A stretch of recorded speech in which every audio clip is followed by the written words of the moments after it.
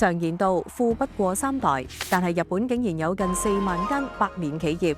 最誇張嘅係一間叫金剛組嘅表表者，由公元578年創立到而家，做咗1400幾年建築工程。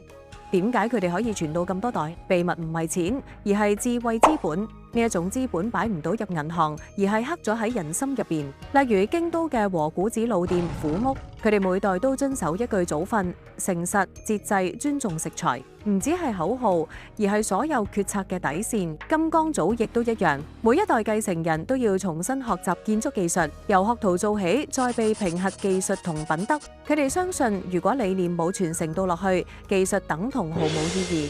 智慧資本，即係將家族嘅價值觀、經營哲學、做人原則變成可以被複製、被延續嘅系統。香港唔少企業第3代已經開始退位讓賢，可想而知，傳承唔止係交低財產，而係交低信念。錢可以用盡，但係智慧永不磨滅。